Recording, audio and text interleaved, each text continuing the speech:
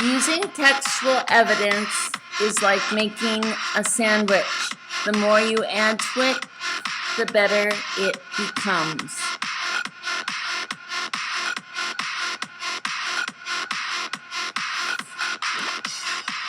What does a quote sandwich or paraphrase panini aim to accomplish? It gives specific textual evidence to prove the thesis, incorporates the information into a paragraph in an organized way, provides the who, what, where, when, why, and how of the information so the reader fully understands the information. So how do you assemble a quote sandwich or a paraphrase panini? After the topic sentence, you put the top layer, and this provides the context for the information. Who wrote it or said it?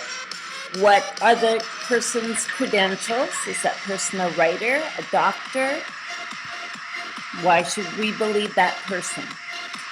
Where the text was first published or said, and when it was first published or said. So here's an example. Notice you don't necessarily put who, what, where, when in that concrete sequential order. In his 2013 editorial in the Reno Gazette-Journal, Chris Murray wrote these words comparing the first gay professional football player to the first African American professional football player. So again, you don't have to have a sentence for each of those things. You combine that information in a way that makes sense.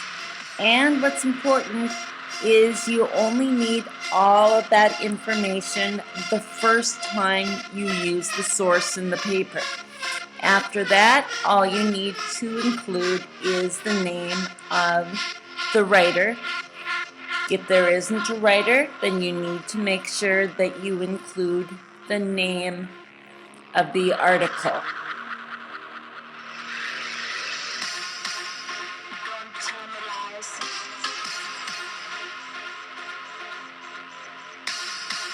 It's that easy.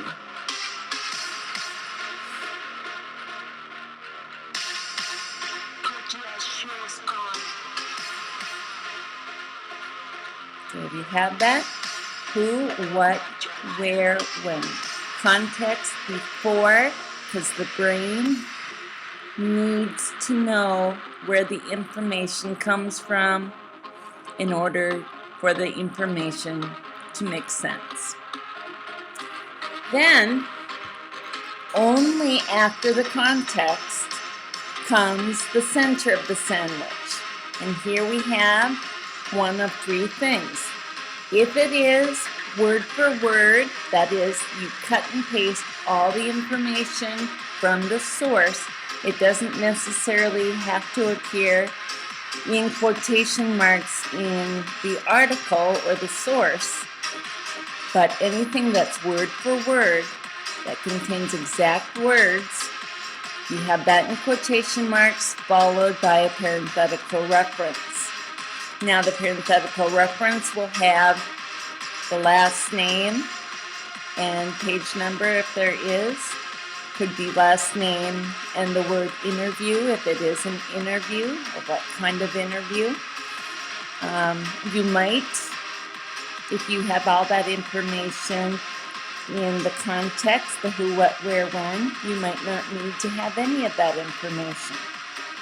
But you always need to make sure that you document.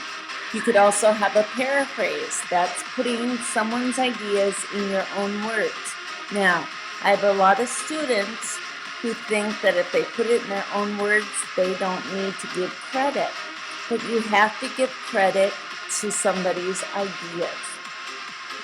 Quotation marks give credit for the words, and the documentation giving credit for the ideas. Now, you might have both a partial quote, you're using some words, word for word, and some things are in your own words.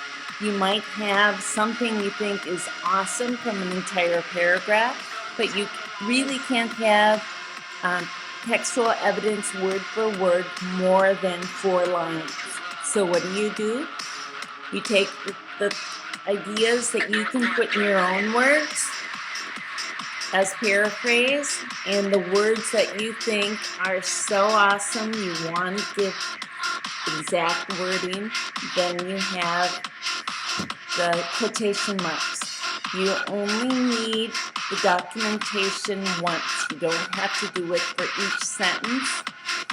The parenthetical reference also lets us know when that information is done. So make sure that you are giving credit to somebody's ideas. Quotes for the exact words and the documentation and the parentheses for the ideas. Very, very important. It lets the reader know that you have actually done research, that you're not just making everything up.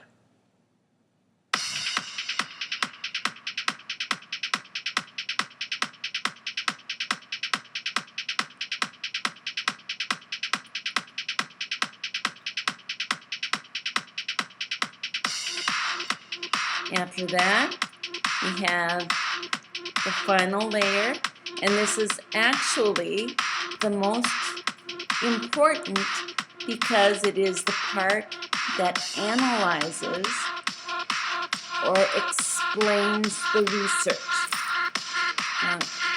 It's good to have the ideas, it's good to have the quotes, it's good to know where the information comes from, but what you really need to make sure that you are able to do is analyze. And so after, and you always do this after the textual evidence, never do it before. Only the context